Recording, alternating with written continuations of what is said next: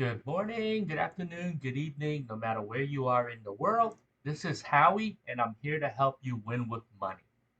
In this episode of Solving Chaos Gaming, I'm going to cover Splinterlands and why bear markets are good.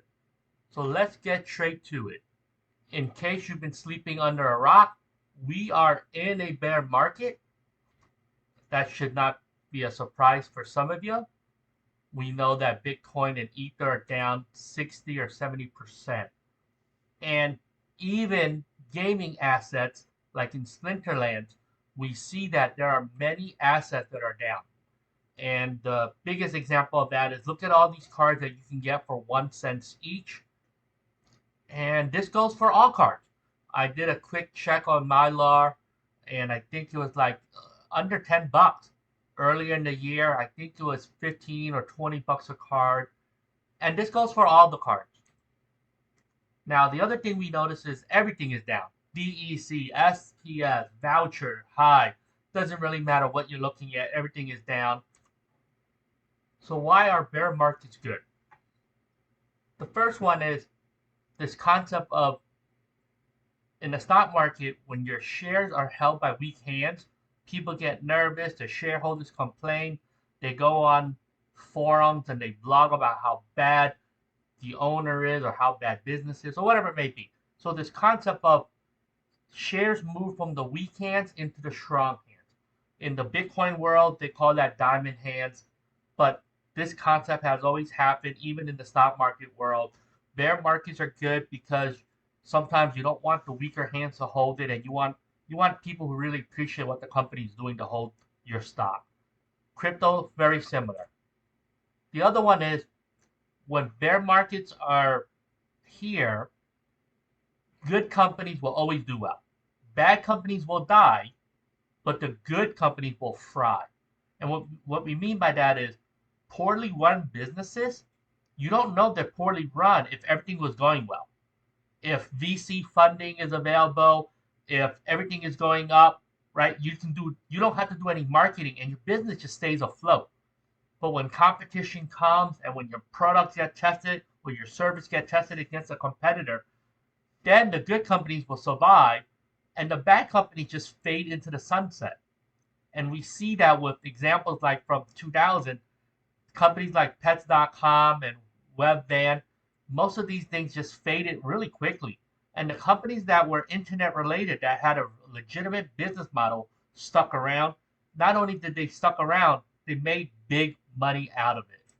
And we'll talk about things like Amazon.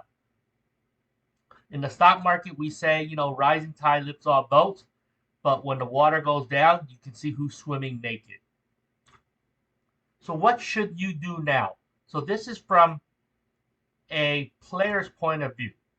So obviously, you should never invest or spend more than you can afford to lose. We know that because in crypto, sometimes people go all ape in and they don't know how to control their spending. They think everything's a sure thing. It's like a lottery ticket. You don't put $1 million into the lottery ticket expecting to turn that million into 400 million. It just doesn't work that way. If you do, that's the fastest way to go broke. Stock market is the same concept. You want to use dollar cost averaging. And in crypto, it's the same concept. You want a dollar cost average. Just like the stock market, some asset will go up and some asset will go down. Crypto is the same way. Some assets will be worth more than others. In Splinterlands, not all cards are created equal. Some cards will appreciate more than others. Some will never move, and some may just be dead money. And that's for, there's a lot of things that go into that. Are players collecting that card? Is that card very useful for the deck? How many cards are printed? What's the meta? Or could that card be used in a future meta? Now, obviously, you're not going to know that, but these are some of the factors. The other thing is, just like the stock market, some companies can 5x or 10x your money, and other companies will never make you money. Even in Splinterlands, you have to think the same thing. First, you look at it from a game point of view, but even if you're buying extra cards, not all cards are created equal. Next thing is, consider using fiat when you're buying new assets. And this is a tricky one. if you already have Ether or other coins, if you're selling one coin to get a digital asset, know that if the market does turn around and becomes a bull market and everything 5x's, sometimes you actually lost opportunity cost, and but not if you use fiat, because then you can have more. You added fiat, you bought some digital asset when they were depressed, and then when the assets go up, now you made money. Remember, fiat does lose money every year, and then you can also dollar cost averaging into like the new sets and stuff like that. Every player has a different game plan. Some people like to do this. What you do with gold foil? Do you sell them or do you collect them? I know some players love gold foil because you get the 10% bonus in RP points. Same thing with, you got to decide, are you going to build your deck for modern format or wild? Some people sell their older assets to pay for the newer cards. And obviously, if you can, doing some of those other games can produce some income for you. Like tournaments, there are some tournaments you can enter where if you do poorly, you get all your money back. If you win 2 or 3 matches, you can make 1 or 2 or 3 SPX or FPS. So you can make money doing that. Guild Brawl is a little bit trickier. Some guilds require you, or most guilds require you to pay into it. There are some guilds that don't care. There are some guilds that will let you not pay anything if you have a gold foil deck. Obviously, that's not a very cheap thing to do, but there are ways to do it. There are ways for you to make that worth your time. For a small player, sometimes it is hard to join a guild. Is the GLX and the GLGT a better bet? Some people think of it as version 2.0, right? They design a better mousetrap the second time around because hopefully you learn from all the things that you didn't know before and you're building a better game. So that's another way you can think about it.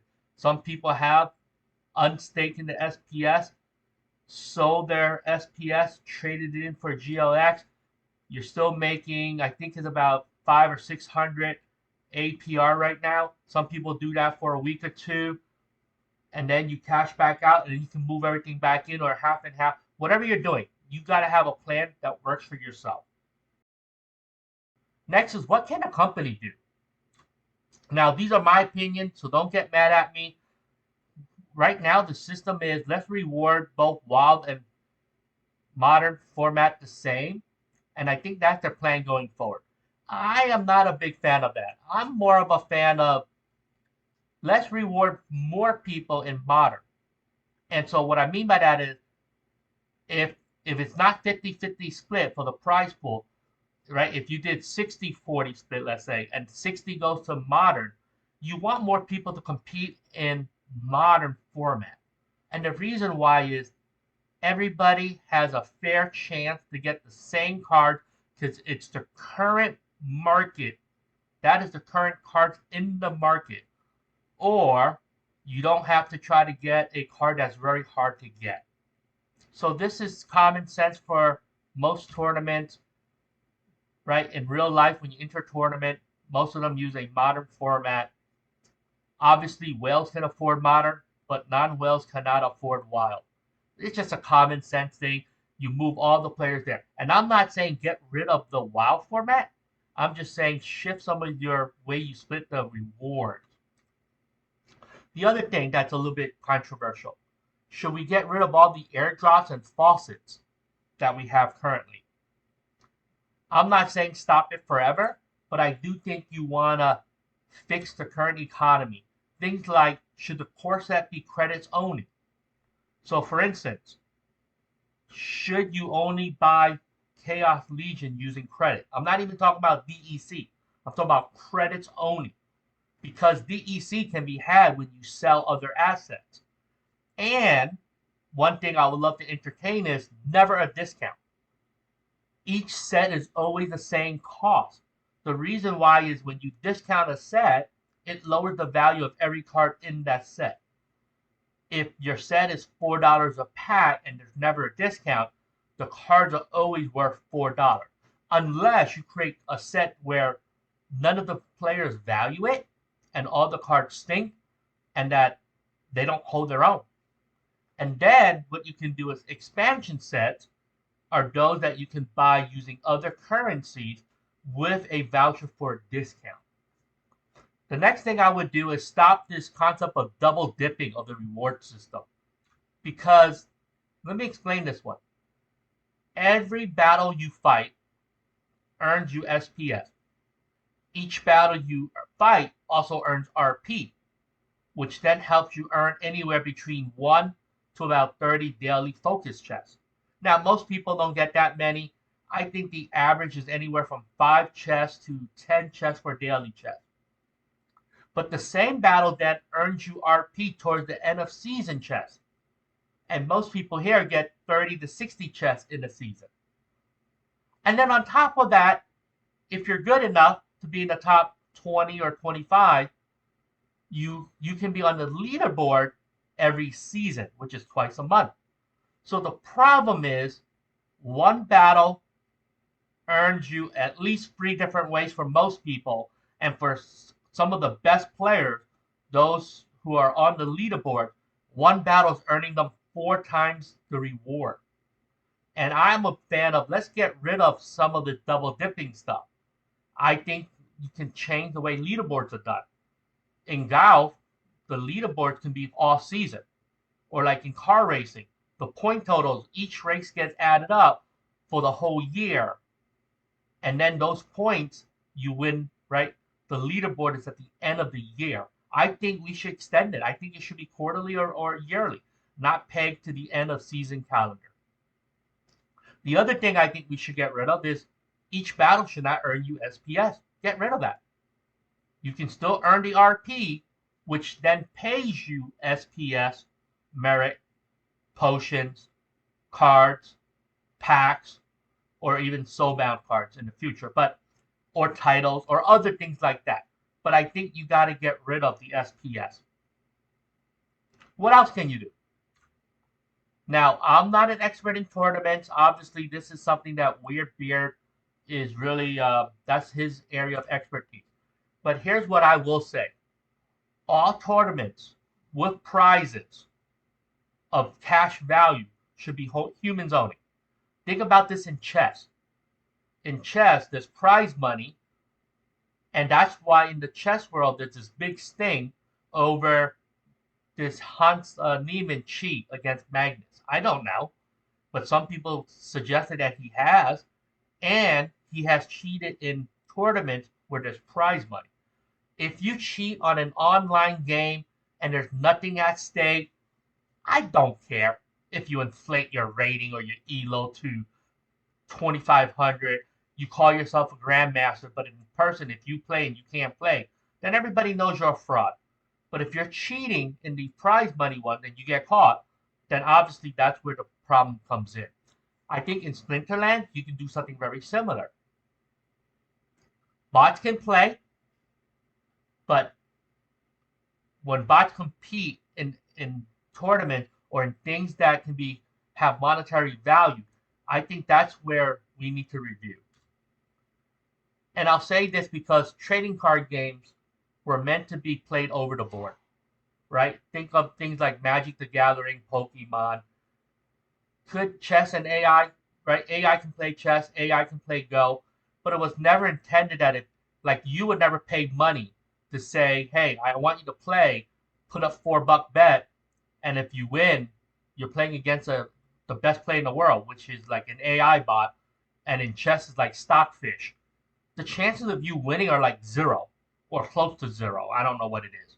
But in all games, if you know you're playing against someone who has like the odds are really in the bot's favor and against you, then that makes no sense.